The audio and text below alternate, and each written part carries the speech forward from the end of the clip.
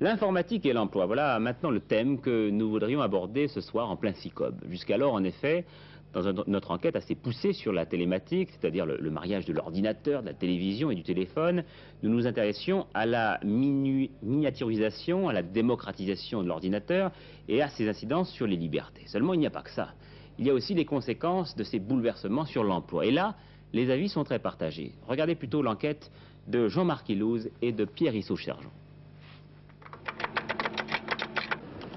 Le clavier sera bientôt l'outil universel, c'est-à-dire souvent le seul intermédiaire entre l'homme et la machine, qu'il s'agisse d'imprimer un texte ou de faire travailler un robot dans l'automobile. L'ordinateur va supprimer les tâches répétitives, comme il supprime déjà largement, dans les banques par exemple, les manipulations de paperasse. Songez 2,5 milliards de chèques échangés chaque année, soit 2500 tonnes de papier, sans compter les bordereaux annexes. 1400 lignes minutes, l'ordinateur central crache les relevés de compte.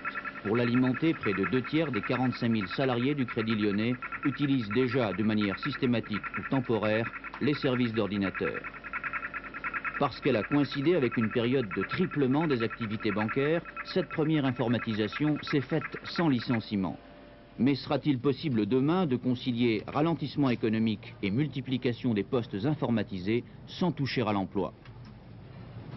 Au plan des personnels bancaires traditionnels, l'informatisation peut entraîner effectivement des économies de postes. Mais en contrepartie, au sein même de l'établissement, nous facilitons et nous organisons la reconversion de certains de nos collaborateurs.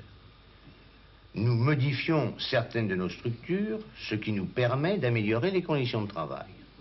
Nous utilisons les mouvements naturels de personnel, C'est-à-dire ? démission, retraite, malgré cette conjoncture économique difficile pour tout le monde. À défaut de pouvoir embaucher comme hier, on affirme donc ne pas licencier demain. C'est vrai, les banques ont largement amorcé la reconversion informatique de certains personnels. Leur budget formation est souvent important. Résultat, dans ce centre administratif, 66 personnes suffisent à traiter 200 000 chèques par jour.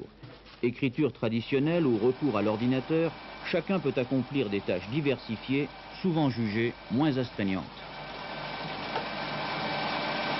Je faisais de la mécanographie, c'est-à-dire tout ce qui est traitement comme celui-ci, mais en machine beaucoup plus simple et beaucoup plus fatigant.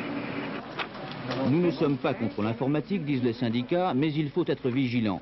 L'étape actuelle n'est qu'intermédiaire. Progressivement, le travail sera pré-mâché par les petits ordinateurs et les qualifications rognées en douceur.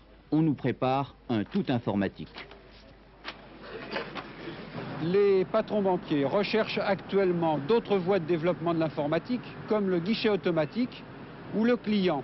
Comme aujourd'hui, il s'adresse à un distributeur automatique de billets. Pour obtenir quelques billets, pourra par lui-même réaliser directement un certain nombre d'opérations qui nécessitent aujourd'hui la présence de guichetiers. C'est donc l'emploi dans sa globalité dans les banques qui est menacé pour le futur, numériquement par des dizaines de milliers d'employés, et la qualification. Une banque comme la BRA, une petite banque régionale, a déjà mis en place un certain nombre de guichets automatiques et prévoit des réductions de personnel qui seraient reclassés dans d'autres banques. Que se passera-t-il quand toutes les banques seront au même état d'évolution ? Ces appréhensions syndicales se retrouvent dans l'ensemble des services. Ils ont été les premiers informatisés, mais aussi les premiers créateurs d'emplois ces dernières années. Aujourd'hui, l'informatique fait déjà vivre 320 000 personnes, constructeurs et surtout utilisateurs. Demain, pour mieux produire, mieux exporter, il faudra encore informatiser. Certains emplois seront supprimés. L'informatique pourra-t-elle assez vite en créer de nouveaux?